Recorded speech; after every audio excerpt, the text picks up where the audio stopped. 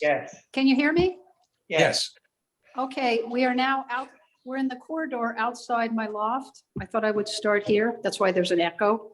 And these paintings, I hung them here because I ran out of storage space. So there's some of the older paintings. So I'm just going to go by rather quickly before we get inside. Can you see me? Yes. Oh, here we go. Okay, this is Phosphor. This is from a place upstate where I used to have a vacation house a long time ago. It's an older painting, but it has similar qualities to a lot of my paintings in the sense that there's always a sort of a vista and a place to go into.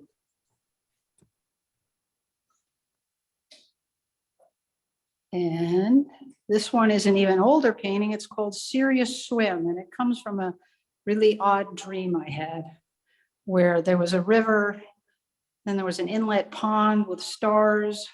It was very strange, but it was quite wonderful. And that's Mayor Baba, who's a famous spiritual teacher, but this is actually a painting of him with one of his teachers, Apasni Maharaj, and they used to take long walks at night and discuss whatever it is that great masters discuss. Okay, we're going to go in, and I hear my phone ringing, so we'll just ignore that.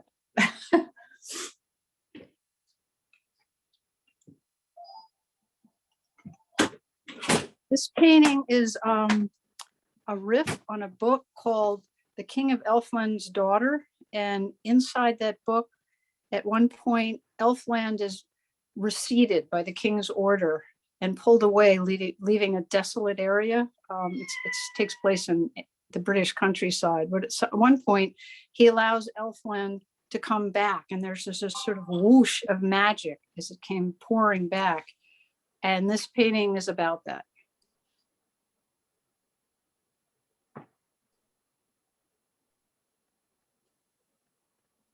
Sometimes I wonder it'd be nice if it happened to New York City, if Elfland came whooshing in. Okay, here's the space. We're gonna go in, and there's my cat wondering what's going on. And I'm gonna give you, here's the jungle. And we're gonna start with the kitchen gallery. I have to climb up on the counter. This painting is called Fairy Tale, and that's about as close as I can get. And it's based on an Irish fairy tale, which is basically about reincarnation, where a person or a soul reincarnates as many animals. But I sort of messed around with it, and I put the actual human form in with some of the animals, and I included my cat. I'm a big fan of fairy tales, fantasy, science fiction, dream imagery. Although this painting, which is called Portrait of Longji. Longji means the Dragon's Ridge. And this is a place in China that I visited with my son. And when we went there, I don't know if you can see, it was winter and it had rained and then froze. So everything was covered with like a skin of ice, and the mist was rising up off the rice terraces like this. And it was just like being in the midst of a Chinese painting. And there we were at this sort of precipice, and there was nobody around. We'd gone on a tour, but we walked off and left everybody.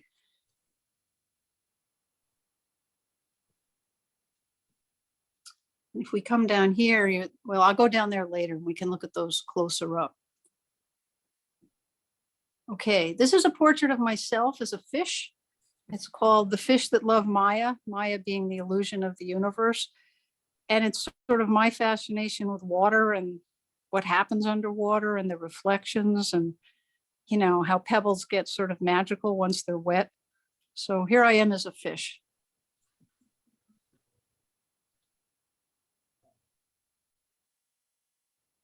And since we're up on the counter, I can give you more of an aerial view of, well, the hanging garden and the cat and where we're going to go next. You have to climb with me. We're going to go back into the kitchen. And there's a painting of my son going into a culvert. You know, when you're a kid, you want to go into every dark, creepy, strange place. Well, here he is.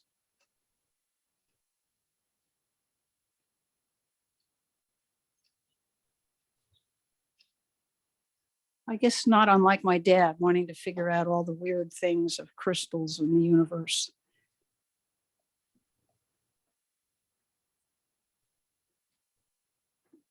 Okay, this painting is called Runaway, and don't ask me why, but it seems the appropriate name for it. And I did a series of falling down buildings and flooded areas, and I have I don't know, sort of affection for old falling down places, but also I have a fixation on water. And I put the two together, which resulted in this, and I'll try to get you some details.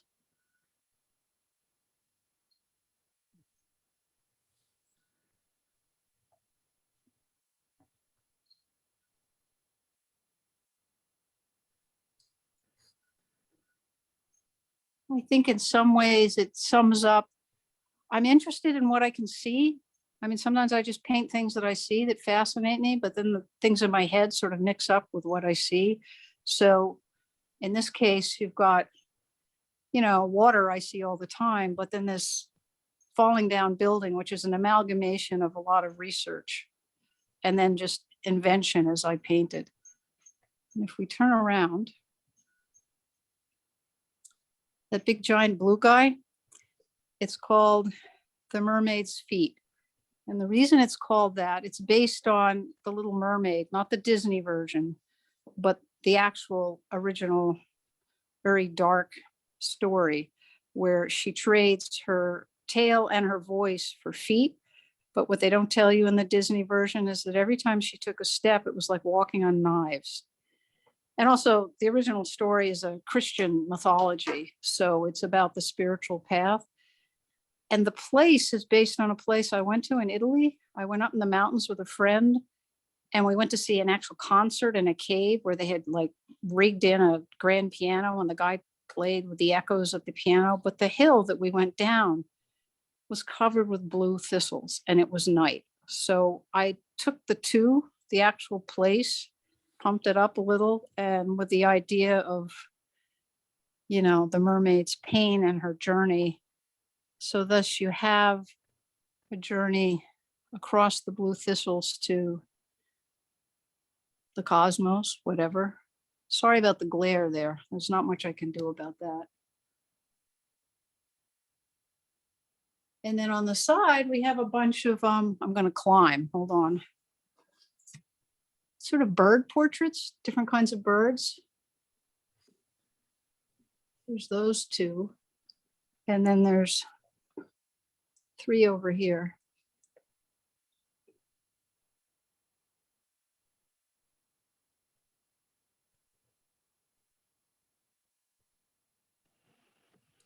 Every now and then I sort of go off on a tangent and I'll do some small pieces, and that was the result of that. All right. We're going down here. The cats have trashed the rug. Up here, I have a thing about cardinals also, especially the female cardinals because of their subtle colors. And this painting is called Solo. And what you have is the cardinal in the snow by herself.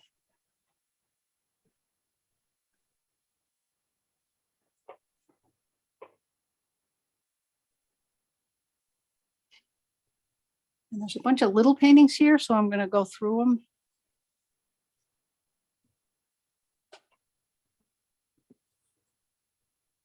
I believe that that thing, that little creature, is used for making jewelry and things. I just bought it because I liked it. And then I hung a big glass jewel I had all off of it, and it's called the Jewel Thief.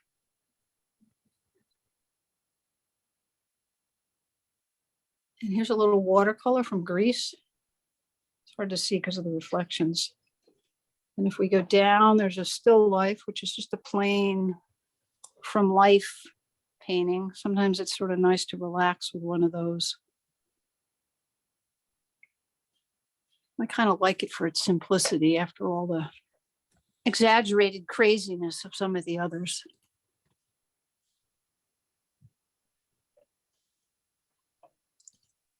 Okay, now more water.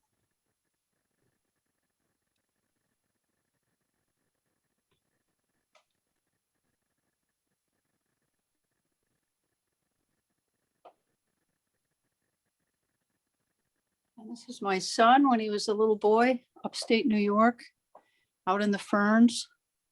There was this beautiful, almost little forest of ferns by the creek, and he would sort of just go and wander.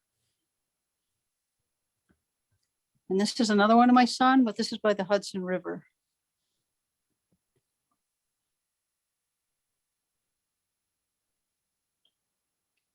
And now we're in China again. This was when my son was older, he was in China. He's now a diplomat going to China next year.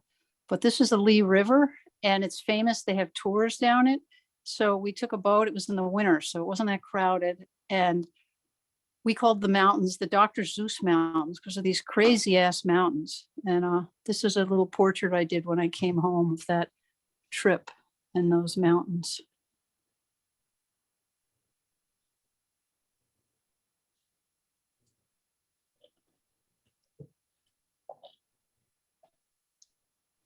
Okay, this is my son again, doing a cartwheel on the beach in Spain.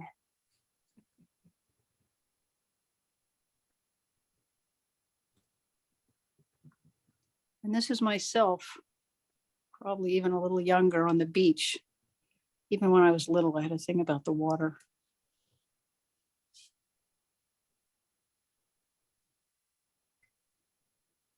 Okay, I'll try not to be so shaky.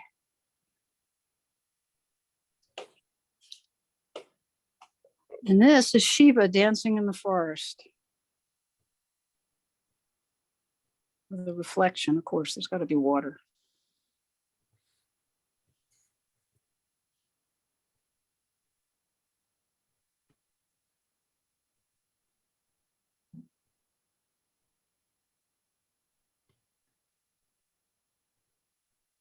Also matches the green, the trim.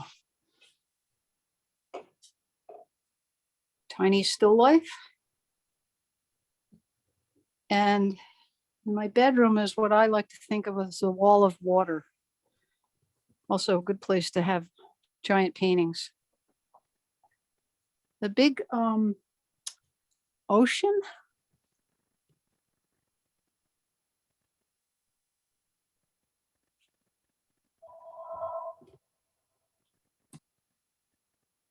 Is an amalgamation of all the beaches that I've liked. It's sort of like all my favorite beaches put together. So it's an invented landscape, especially with the little rock pools. I had to get those in. I love those. And below it, again, water and rocks. There's something magical about sitting by the water and watching it lap in over the rocks. And the one next to it, the waterfall, it's from a famous Chinese essay that was written about this famous green pool up in the mountains in China. And it was such a fascinating piece. I was studying with one of my teachers that I actually looked it up and found images of it. I mean, it's a tourist place now, but this is a painting of that place and with the incredible greenish water that pours down.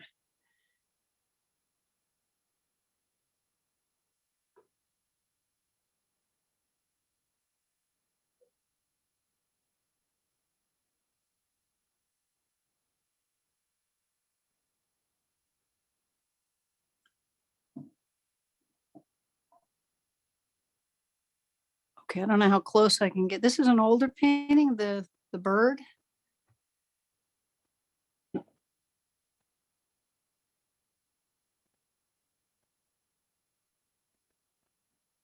And it actually came about, I was sitting somewhere in the West Village and there was this old sort of dead tree that was across the street from me. And I did a sketch of it. And somehow it transformed into this painting. I added the bird and then I added the water. And then I had the technical challenge of reflections water, and then the shafts of light coming down through the sky.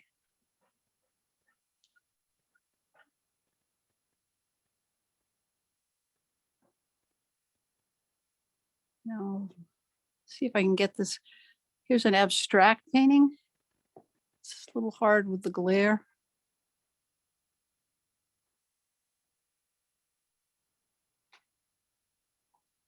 And up here, let me see if I can get it without the glare. It's a little hard. I don't know if you can see it. I did a whole series of paintings with cat spiders in them. That's about as glareless as we'll get. And it was based on a dream I had. And that's the only one I have out right now.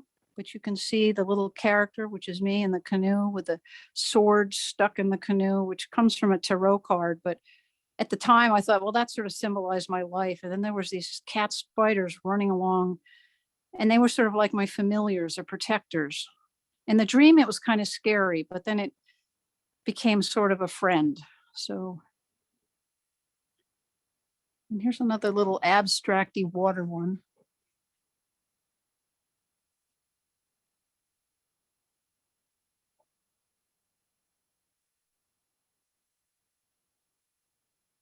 And this is another portrait of Mayor Baba when he was quite young.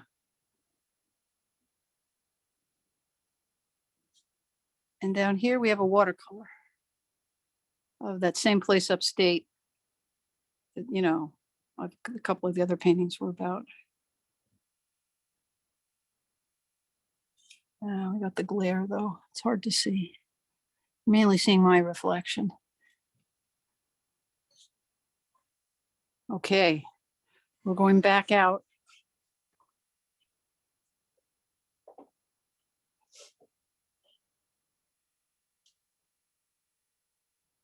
So, living area, mermaids, feet, and then there's an official divide of art books.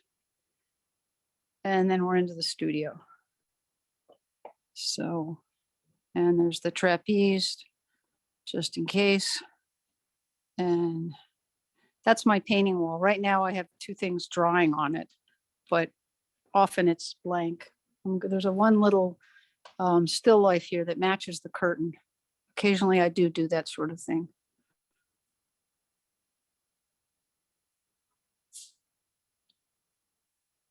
See, it goes very well with the purple curtain.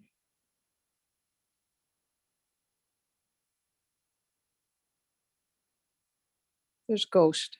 Say hi, Ghost. Okay, so the painting you see up high, the horse, this is probably, because it's up high and it's drying and the lights, this is probably the best angle, but I will go close up so you can see sort of the grass details. That painting is pretty recent. And when I did it, I thought, am I really going to do a horse galloping into the sunset? And then I realized that my 10-year-old self would have been very happy with it. And I thought, okay, so that's a go. I'll get you some close-ups.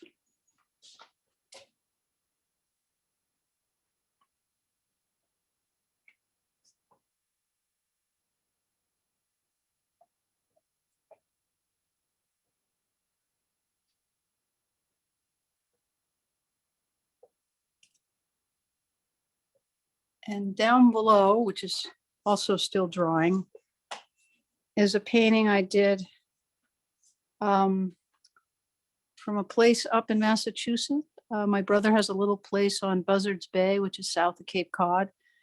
And a lot of my paintings are results of visits there. And again, you've got the water, the rock, but then it was a pretty kick-ass sunset. And you get that sort of golden hour glow. But again, I have a fascination with what happens with water. Are we back? That somebody keeps trying to call me. And what happens when you get that sort of thin layer of water washing onto the shore?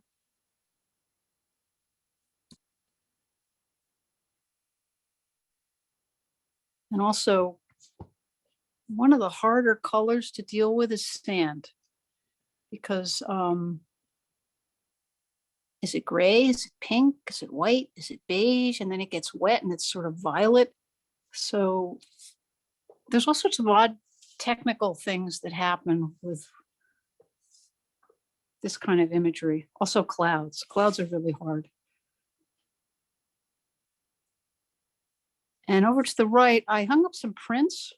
I got a really good printer recently. And since I don't have any of my, some of my more recent giant paintings up, I thought I'd hang up some of the prints. So it's a pretty good rendition. Obviously, this painting would take up the whole wall. It's actually 2 panels.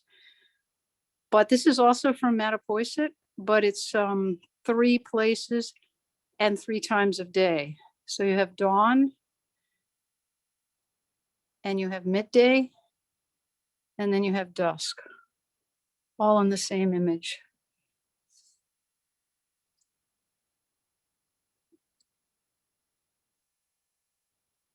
And this one also very large in 2 panels, which is called Float, Fly, Swim.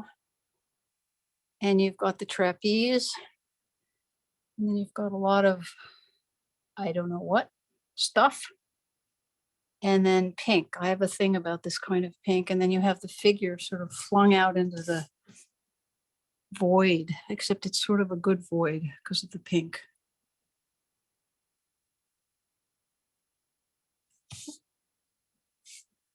I'm gonna back up a little. It's one of my more favorite paintings.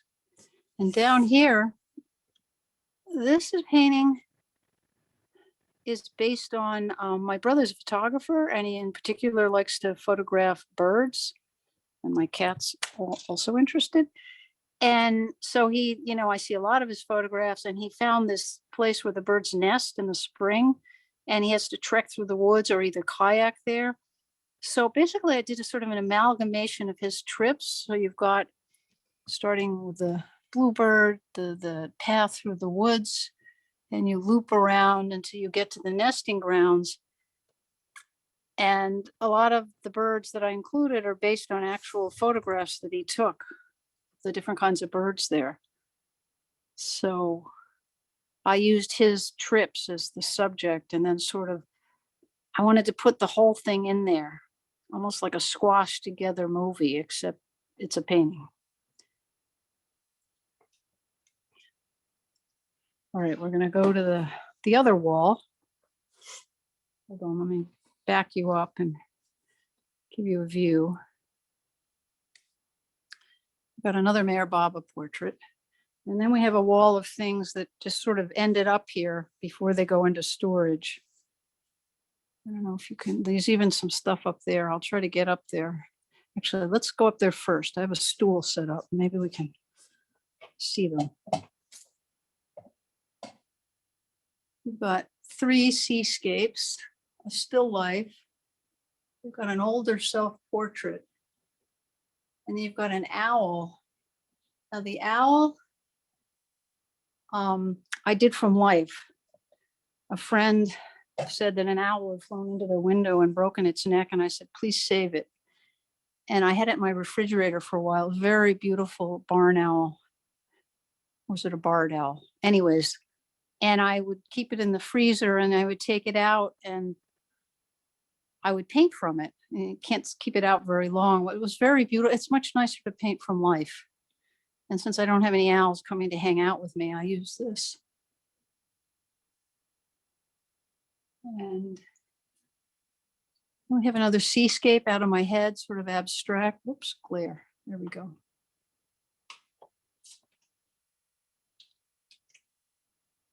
And a more abstract version of rocks on the beach. And again, that same place upstate with the creek. Here's a portrait of it.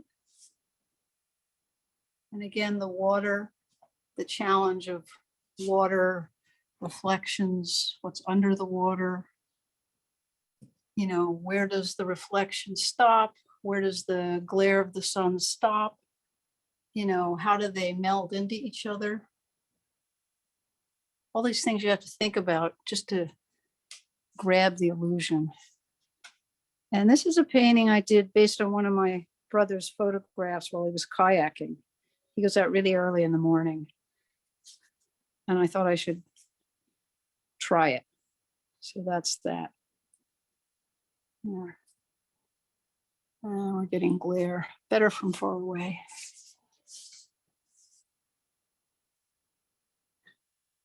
And there's a little diptych down here.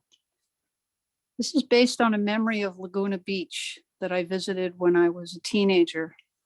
And we stayed in a house right on the beach. And at some point I met some boy under the house, escaped my parents and went, and there's the two figures sitting under in the shadows.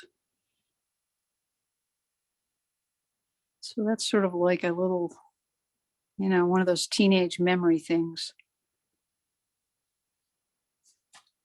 And here's just a bit of weirdness, sort of a moonscape with imaginary whatsits. But you can see the brushwork and the weird, like, sort of characters I make with the brush are sort of similar to this one, which I just call it many fish. But it's also, got sort of a kind of calligraphic brushwork, maybe influenced by all my studying of Chinese. I'm not sure. I don't usually intellectualize these things, but after the fact, sometimes you think, that kind of looks like that character, or that looks like, but you got birds and you have a lot of fish, almost symbolic fish with that just sort of classic fish logo. But also, it's a lot about just how to put the paint on and how the colors bump up against each other.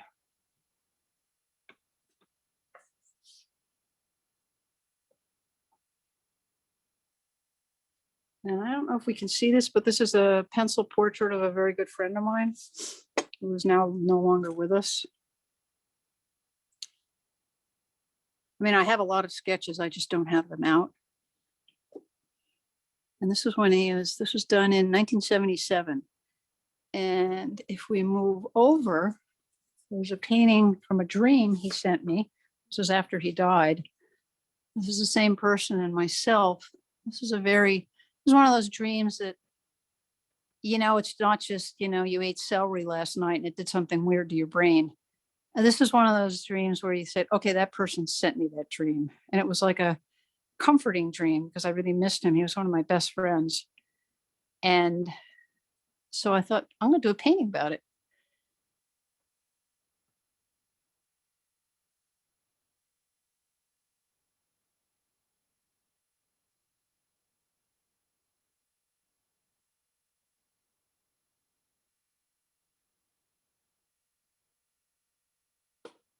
And I even got a fancy frame for it, gaudy fancy frame, which I actually think works okay.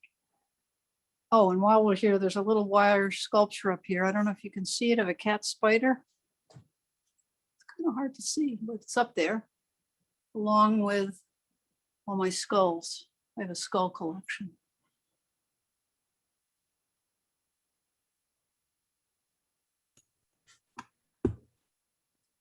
Okay. We're going to go over here. I know we have to have time for questions, so, and there was one other thing I wanted to show you. These are portraits of my son.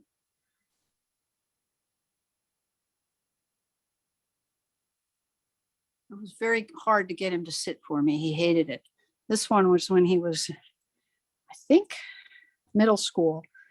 And I bribed him. I sat him down and I gave him the laptop and he watched a movie. So I had to paint it, as soon as the movie was over, he was going to jump up. So this was one of those paintings that was done in probably an hour and a half. So it's a little sketchier, but it's one of my, you get to see all those freckles. And here's a painting of him and his best friend in middle school. And one of the things he said about it was, he said, oh, it reminds me of Greek busts or Roman busts. And I thought, he's right. That's a very good way to look at it. But I also thought the different skin tones and the different facial structures. His friend Joel was half black and half Japanese. And when he would go to Japan to visit his relatives, he'd open his mouth and out would come perfect Japanese and freak everybody out.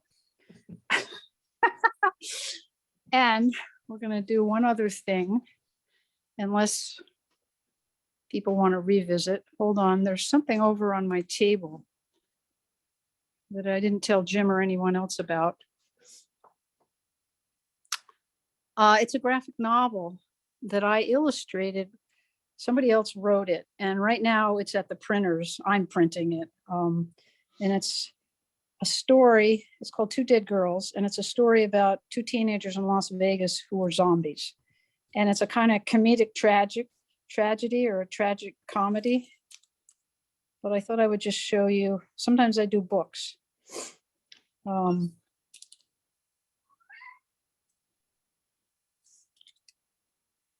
it goes on and on. It's 100 pages long. But recently, this is, there we go, what I've been working on, aside from the paintings. I mean, I've done 2 other books. I'll just show you really quick. Hold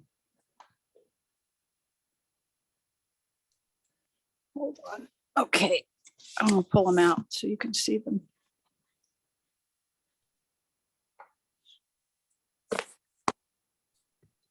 One is Catcher, which I did quite a while ago with Ferris Strauss. It's a children's book that I wrote and illustrated, and it's about me being in the circus. And it's a story of a girl learning double trapeze. And I made it myself a child. I was an adult when I was in the circus, but here, Jade, you want to look? Okay. So sometimes I love books because that way you can sort of condense your artwork into a very small physical shape. Somebody can hold it in their lap, and it's affordable, you know, and a lot of people, you know, can get it.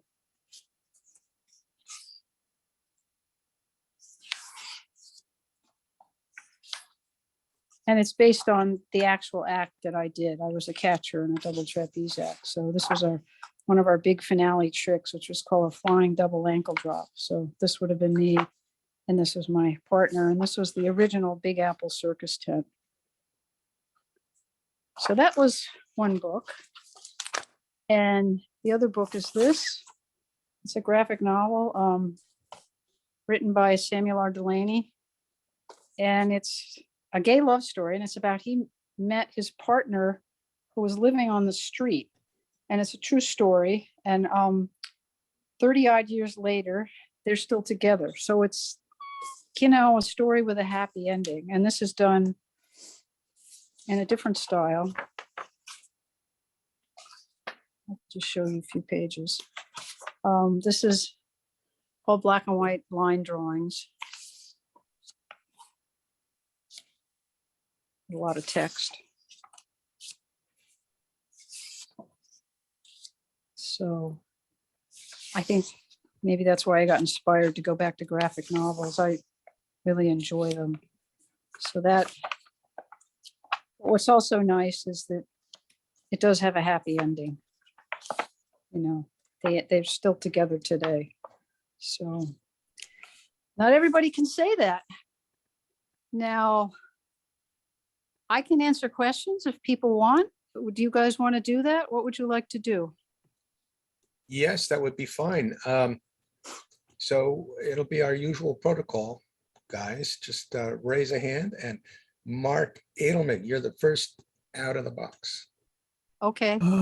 Yes, that was a delightful tour of your home and your paintings. I'm a little dizzy. I'm sorry, I was trying not to be too shaky. I want to ask you a little bit about your technique of painting. You know, do you just use traditional techniques, brushes, or do you do anything else? You mean, do I scrape or use rags, or is that what you're talking about? Yeah, whatever you do. Mainly it's brushes. And I have all sort of, well, as a matter of fact, hold on, I gotta flip me again. Wait, oh, okay. I'm taking you back in the studio. I'm just gonna show you the brushes. So I use a lot of, regular oil brushes, but I also use these, which are, I think they're for people who do cars and things, stripes on cars or lettering on, and they enabled me to do some of the calligraphic stuff. But other than that, hold on, I'll try not to make you guys dizzy. Other than that, occasionally my fingers, sometimes I'll mess around with, but mostly it's brushes. I mean, look, I, use watercolor. I do watercolor. I do a lot of sketchbooks. For that, I usually just use a pen. So in terms of technique, it's mostly traditional stuff. Thank you. A quick follow-up on that. Mia, do you use all traditional oil colors, or do you use acrylics or? No, occasionally?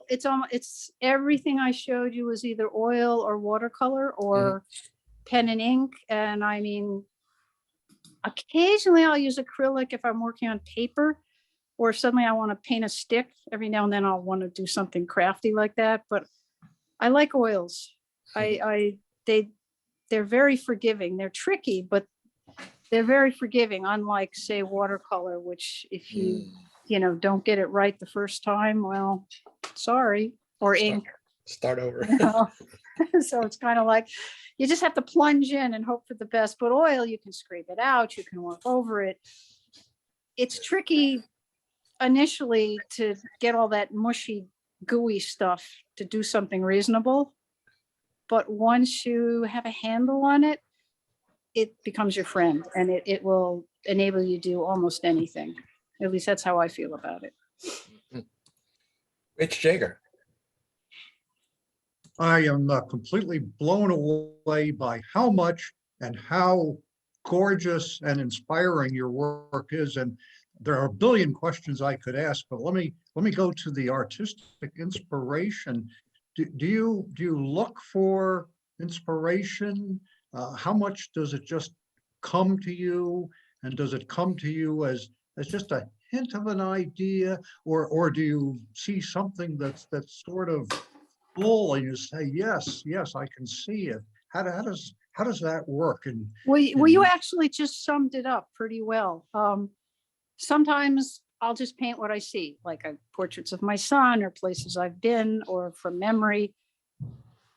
Sometimes there's quite a few paintings I've done from dreams. I think the cat spider was the only, and the one with my friend Robert.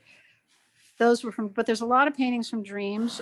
I've done about 4 paintings related to things I've read in my Chinese studies, either essays or poems. And sometimes it's just like, oh, I'm going to paint that. It's not even a question. And sometimes something will sit in my head for a while, and then it'll sort of gather barnacles of other ideas and get together, and it'll sort of evolve, and it takes a while.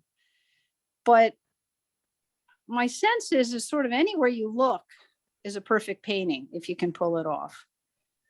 So there's no dearth of subjects or inspiration. It's I'm not somebody who gets creative blocks. There's pretty much always something you can work on. And right now I'm in a book phase. I actually have a book coming out from Fantagraphics Underground next year, which is a little sort of illustrated adult fantasy fable. So the problem is too many ideas. There's not enough time. The world is pretty juicy, all you got to do is open your eyes and there's something. And I've pretty much always been like that. And I'm not it's kind of obvious. I'm not an intellectual painter. It's much more gut, emotion, whatever, and sometimes there's ideas that trickle in, but I'm much more concerned with the compositional emotional quality of it. And later I would think, oh, look what I did. I did that and that and that, and that correlates to that and that and that. But I not consciously thinking about that when I work. Does that make sense? Oh, yeah, yeah, and that's interesting what you say about the visual, because I hope you take this the right way. Your works are so beautiful. Well, how can I take that the wrong way? I mean, I'm interested in beauty. I mean, a lot of contemporary art, I wouldn't say they ignore it, but there's sometimes a sort of, oh, well, beauty. Ugh, we're beyond that. We're going to deal with social, political, gender, you name it, issues. I have nothing against any of that. And sometimes some great art is made that way. I mean, look at Goya, for example. But it's not my interest. I am interested in extreme beauty. I think that's a pretty powerful mover in the world, in all forms. Thank you very much. Those are great insights. I appreciate that. John Tomaszewski. Oh, I have to. Okay, you can unmute. What influenced you to get started? And, was it somebody or just, it was always in you? Pretty much it was always in me. I remember drawings I did when I was in kindergarten and before. For example, I was actually living in Summit, New Jersey in an apartment complex, because when my dad first started at Bell Labs. And I remember doing a drawing and a friend was with me and I got my crayons out and I didn't have the right color for the sun. So I was very upset and I handed it to my friend and I said, take it home and do a yellow sun. Well, of course she picked the wrong color yellow. She picked a sort of orangey yellow and I wanted a bright, intense, sort of perfect lemon yellow. And I can still remember to this day hovering on the floor over this drawing. So it was always there. I think I was born with it. Which, lucky or not, I don't know. Alejo. Oh, Ale, sorry. You can unmute. Mia, thank you for a wonderful tour of your art. Not only is it beautiful, but it's delightful and charming to look at. So like Louis Armstrong, if it looks good, it is good. My question is, have you ever tried teaching other people how to paint? I've a couple times tutored people in drawing. I never painting per se. And it was pretty basic stuff, like how to render what you're looking at. You see something, how do you get that on the paper? Which is a more eye-hand technical sort of thing. But I did realize in the course of doing that with two different people, one was a kid and one was an adult, that the thing that you can't teach was when I draw, I don't think about it. I might do a scribble here and then suddenly go dark there, lighten up there, leave this out, put that in.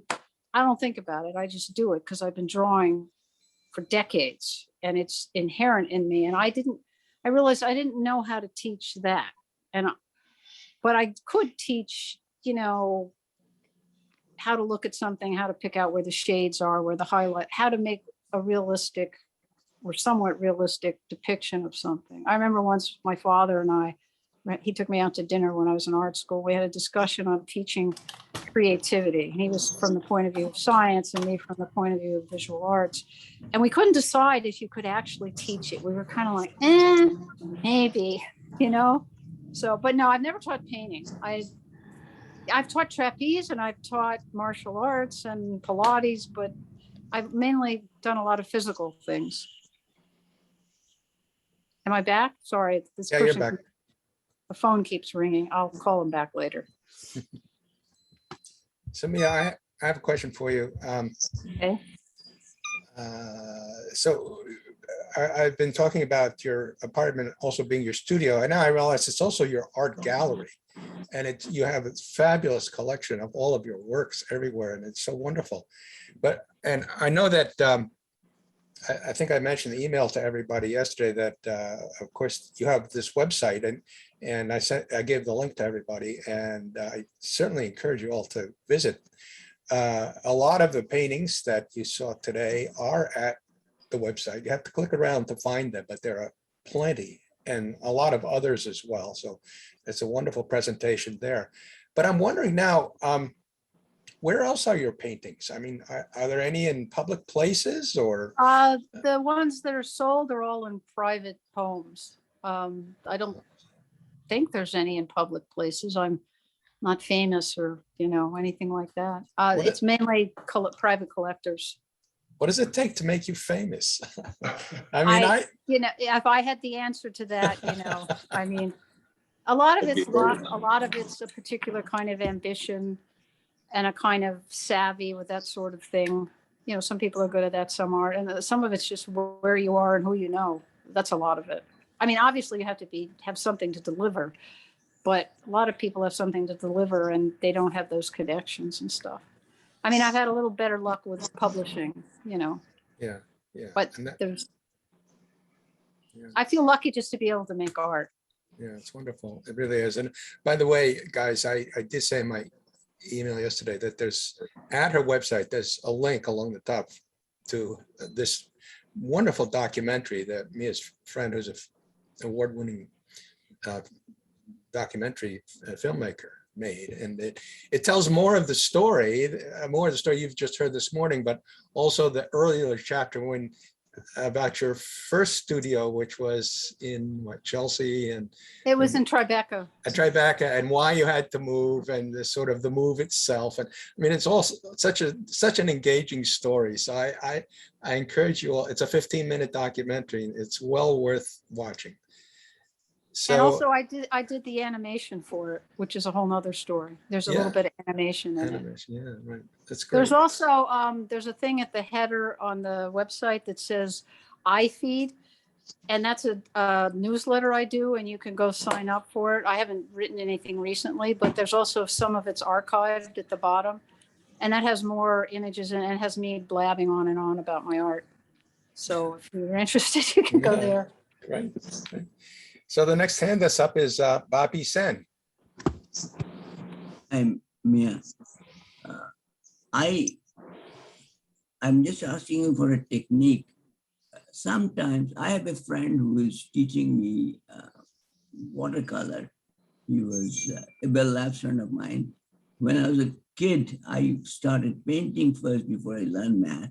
And now after math, I forgot about it. So one of the technique he says is to take a picture and then use it to paint. And do you mean see? to work off of a photograph? Yes, yes. You can do that. I mean, I do that when I don't have the actual object or person. I mean, I've done a couple portraits for, people have hired me to do portraits, and if I can't have them sit for me, I will take photographs, but I also usually do sketches because the way your eye sees and the way a camera sees are different. But I have used photographs. You can do that. I mean, it's also, I would say paint from life if you can. It will tell you everything you need to know about color and form, and might be a little frustrating because it doesn't hold still and the bugs will stick in your paint, but and that does have, when I used to take oil outside and paint from life, but that's the best educator. But the other works also. The trick, there's no trick or technique to it. I mean, obviously there's technical things that you learn. It's mainly the doing. You just have to put in the hours. Thank you. And you for get that, better. but it's harder. Thank you very much. Griff Smith.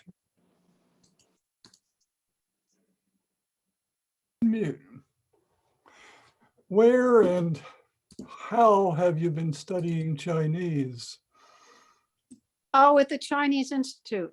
I've been studying there for forever. And I first just started studying regular speaking Mandarin, but now I study with Ben Wong, we study classical Chinese, and at the moment it's mostly poetry. and the etymology of it, and it's fascinating. I love it. My son is fluent in Mandarin, so that, sort of spurs me on, but I'm not fluent. I can blab a little bit, but it's interesting because it's visual because of the characters, it's musical because of the tones. Mhm. And so you're using both sides of your brain. So it's like doing acrobatics in your head when you study.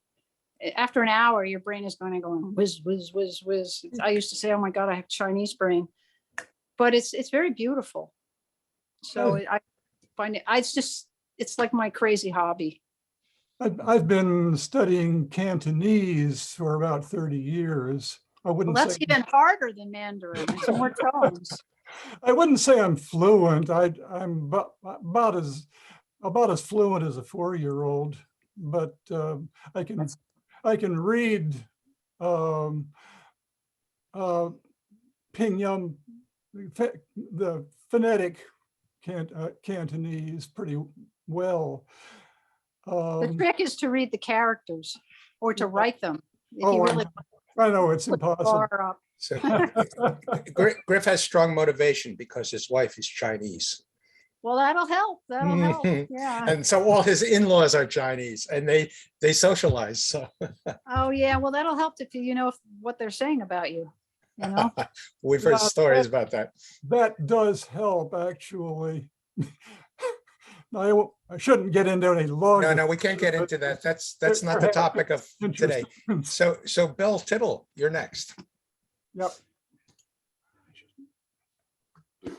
I'm really blown away. You are so prolific. Your work is incredible.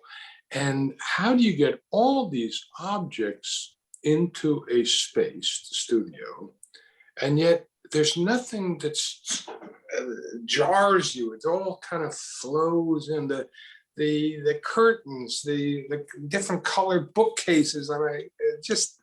Oh, I'm glad you Great. noticed all of that. Oh, well, I'm married to a visual person, and it's a tremendous conflict because, contrast, because I'm completely unvisual. I mean, I have no imagination. You have, you just imagine everything, dreams and everything. I'm always got lists and stuff. Anyway, what's my question? Well, are you even aware? I've never seen a studio that has the warmth and voluptuousness of your home studio. No, it didn't just fall out of the sky like this. I curated the whole thing and I tweak it all the time. Sometimes I move painting. I enjoy doing that. And also because I'm so visual, I can't not do it. I mean, if you put me in a cell for a week and then came back, somehow I would have decorated it. It's just my instinct.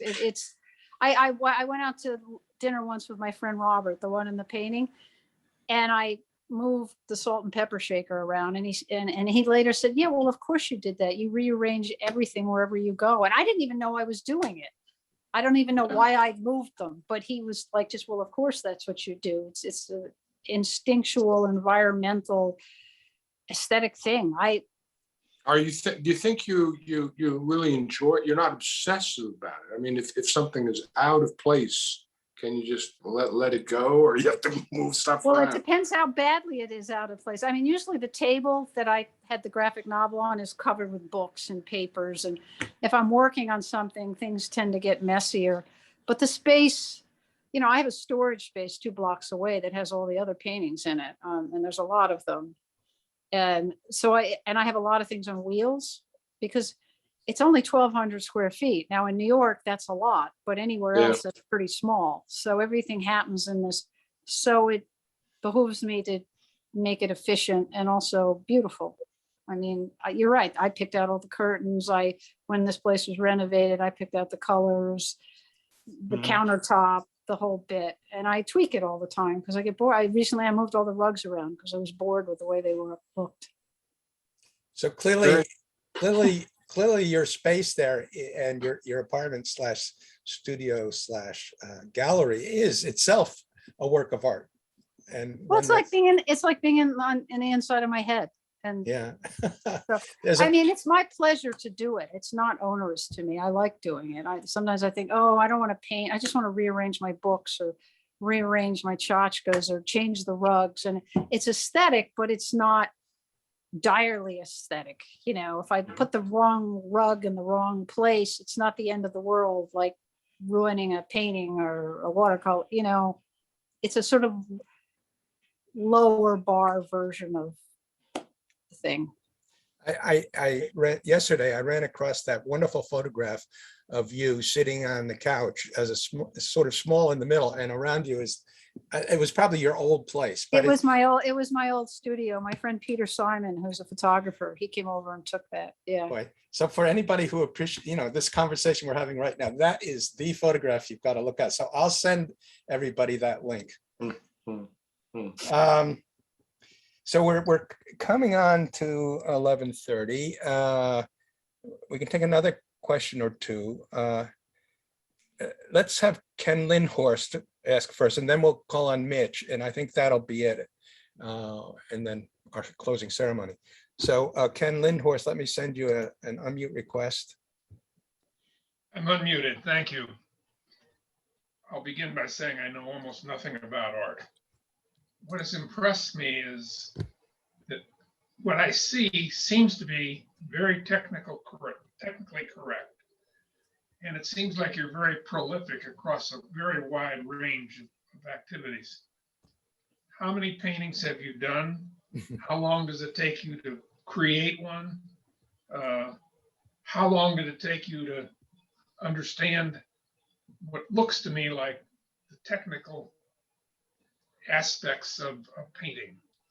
That last question is the most interesting. I don't know how many paintings there are. There's a lot. And I don't, you know, I've moved several times in the last decade or so. And so there was a lot of triage. I didn't save everything because a lot of them were very large. And I looked at them and I said, well, I like the idea. I don't like the execution. And out they went. And some I gave away. So there's a lot.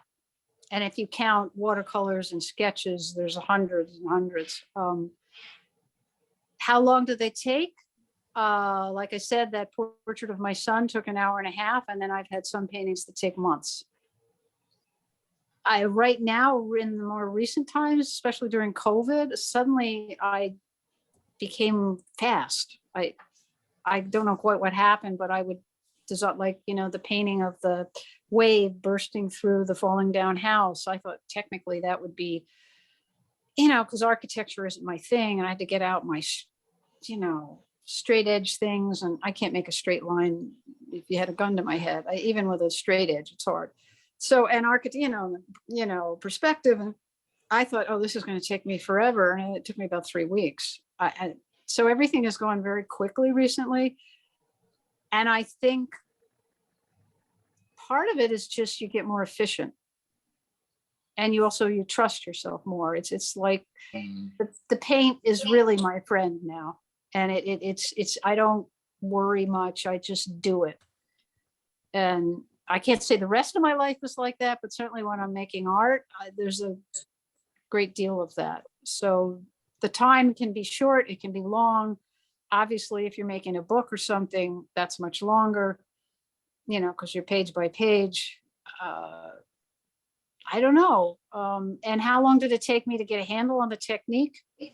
It took a while. I mean, there are some old pieces that I really like. There's even some pieces from college that I like. But most of those went in the dumpster when I moved. I didn't keep them. I thought, who wants to look at that? I have slides of them, but then I figure also if people come look at my art, they say, wow, she's really good. There's no duds, because I threw them all away. You know? But it did take a while. It didn't happen overnight. Unfortunately, when I was younger, I had enough arrogance to think I was really good when I wasn't really good. I mean, like I said, it was hit or miss. Now I hit a lot more often than miss. But I can't say, well, when I was 30, suddenly I had it. But I was certainly better than when I was 20. And I'm certainly better now than I was 20 years ago. But Hokusai, right before he died, and he lived a long time, and he was brilliant from my point of view from the get-go. He said, oh, if I just lived a couple more years, I'd be a really good painter. And I think it's always like that. You always think, well, this one isn't perfect. It's not the perfect painting. I got to do another one. Do you get up in the morning and say, I'm going to paint, or do you all of a sudden get the urge and drop everything else and go to paint?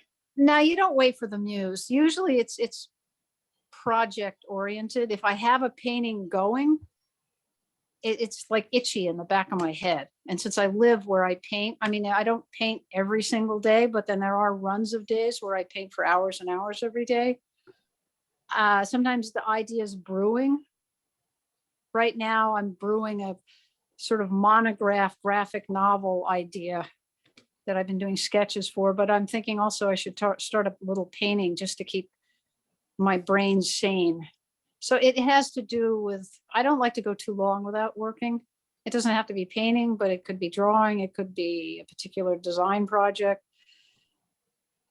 But no, I don't wake up and wait for the muse to knock on the door. That's ridiculous. Nobody can do that. I mean, if you do that, it's not going to happen. You just got to show up. I think Chuck Close once, the famous painter, he was at a big thing for him, and he got up, and this was when he was in a wheelchair, and he got up in front of the microphone, and they wanted to, and he said, I just showed up every day. And then he rolled away or something like that. And actually that's true. You just got to show up a lot. And even when you don't feel like it, and if there's a project going, or you just do it. And even if you just sit in front of it and think about it, because that's sometimes the thinking is the work. That's good there, that, whatever. And sometimes I'm thinking about stuff when I'm not working. When I was in the circus, I didn't really paint. Well, I didn't paint at all. I did a couple sketches, but I would paint in my head. And when I came back, I was a better painter, believe it or not. So, Let me end by saying thank you for sharing at least part of your life. It's obvious that this is your life, or at least a major piece of it. Thank you. oh, you're welcome. It was fun to do it. So Mitch, you got the last word. Go for it. Yeah, well, following on what you and Ken were just talking about, I believe the Woody Allen said 90% of success is showing up, something like that. My question though is all of the water, the green sea, the translucent pools, the waterfalls, the foam, it strikes me that that's really difficult to get correct, because it's really fairly easy to paint a bunch of green and it kind of looks like a car surface or something. But to Well, get translucent, cars are not car. I can do water pretty well. I'm gotten very good at water because I've done it so long. But you know what's hard? Fur. Fur is really hard. And I have painted fur, and I've studied the masters of fur like Vermeer and Tishon, and fur is really hard, and clouds are hard. and And you mentioned sand is hard too. well, the colors, but cars, I think I have a painting. I do have a painting with cars in it. And in the graphic novel, I had to draw cars. I've drawn a lot of cars. That's a little different, but cars aren't so easy. You think car, but you've got the reflective quality, you've got the structure, you've got metal, you've got glass, and if you don't get it right, a car person, if you're trying to get a particular kind of car, there's an anatomy to it. So yes, water's tricky because of the reflection and the transparency and the movement, but I've painted it for so long that I can do water. I would say me and water are friends. Good, thank you so much. You're welcome. It's Jim Fagan. I think it's time for you to enter into the conversation. Well, thank you so much, Leah. It's delightful. The first way we have to thank you is to present you a certificate of appreciation. There's an orchid, I think there it is. There's an orchid on the left-hand corner there. And when this old guard was formed in 1930, the summit was the orchid capital of at least the eastern United States, if not the United States. And the second way we have of thanking you is to give you the old guard salute. So everybody unmute and clap for Mia. Hey! Thank you. Thank you, Mia.